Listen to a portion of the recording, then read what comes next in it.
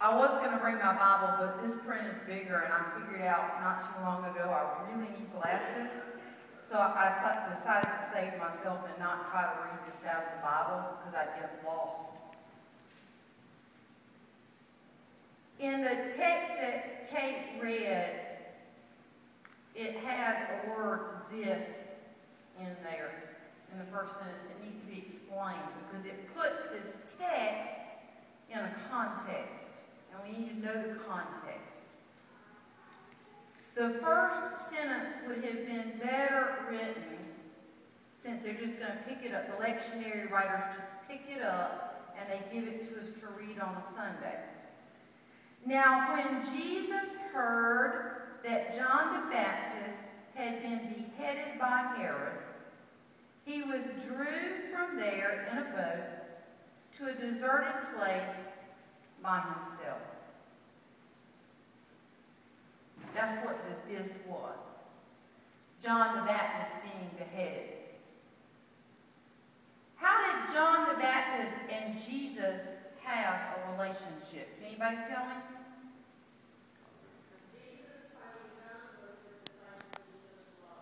He was one that Jesus loved, and somebody up here said they were cousins.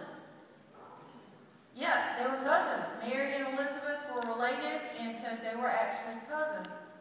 How would you feel if your cousin had been beheaded? That'd be pretty rough, wouldn't it? I'd kind of be wanting to find that quiet, deserted place, on a boat maybe, to go and grieve. And that's what Jesus did. And normally when you read Bible lessons, no matter what, out of the Gospels, when it talks about Jesus going to a deserted place, what does he normally do? He prays. So I think that's what he was going to do in our lesson this morning. Jesus heard that his cousin had been beheaded by Herod at really a party. I mean, that's what they were doing, drinking and partying, and John the Baptist lost it, literally. Jesus is very sad, he's probably upset, he's grieving, and he goes to a place that is deserted to pray. But people hear about Jesus and they start following along on the lake shore, and where Jesus lands, there's this huge crowd waiting for him. Now I got a question for you. If your cousin had just been beheaded and you were looking for that deserted place to go and pray, and then you got off the boat thinking it was going to be deserted, but you realized really fast it wasn't, do you think you might feel bittersweet?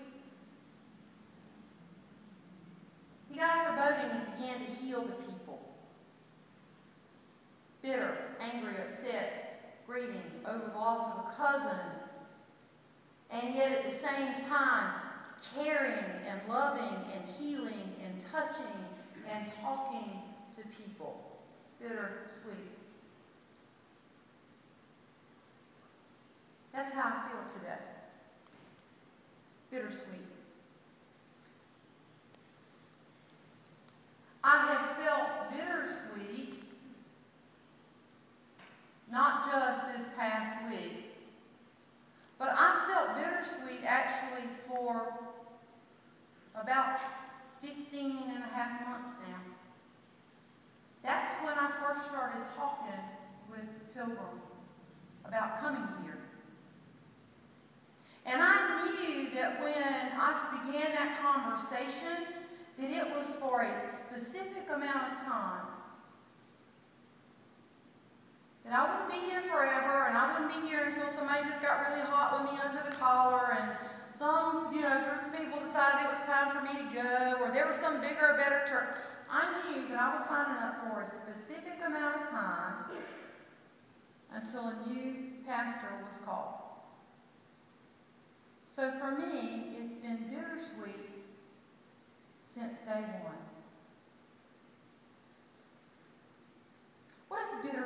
chocolate taste like? Huh? Yuck. Yeah, it does. I mean, that's an honest answer. It does taste like yuck. Because there's this hardness, this true bitterness to the chocolate. And at the same time, there's this underlying sweetness.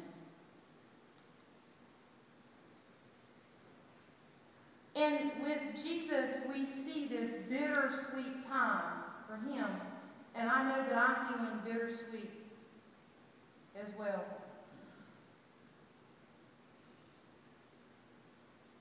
But the story doesn't just stop with Jesus realizing his cousin had been beheaded and then getting off the boat and showing compassion by healing a lot of people.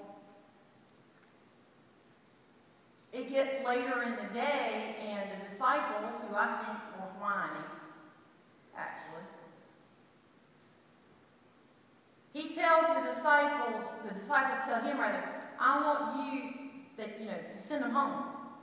There's no place around here. This place is deserted. Yeah, right. 15,000 and some people hanging around. It's deserted. It's deserted. They need to go home and get something to eat.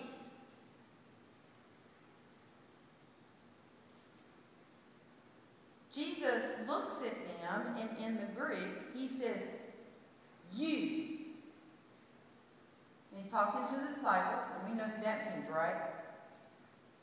Everybody in here who's a disciple, raise your hand. There you go. That means us.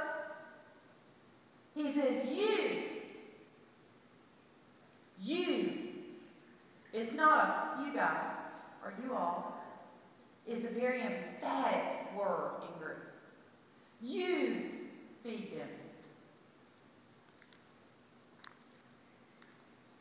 You feed them. Now, what's that got to do?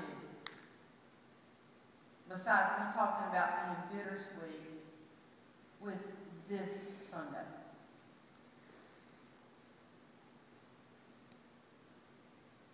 I'll tell you.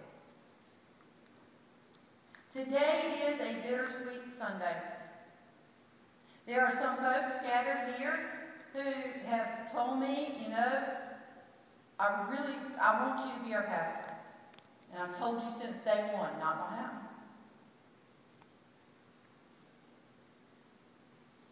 There have been people who said, great sermon, help me see something in a different way. I really appreciate that.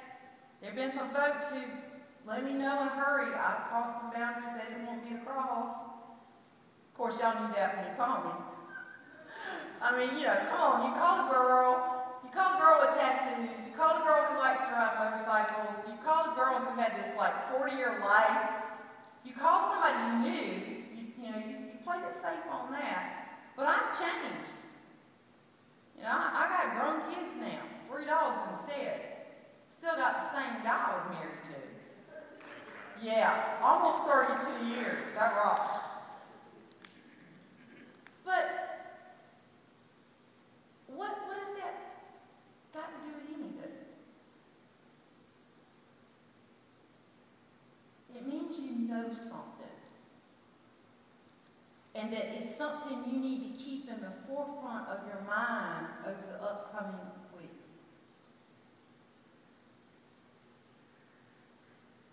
You invited me into your lives.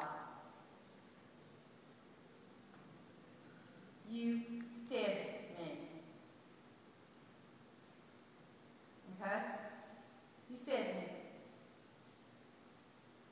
Each and every one of you, in your own special way, whether it was just a smile, because you do little ones, or hug,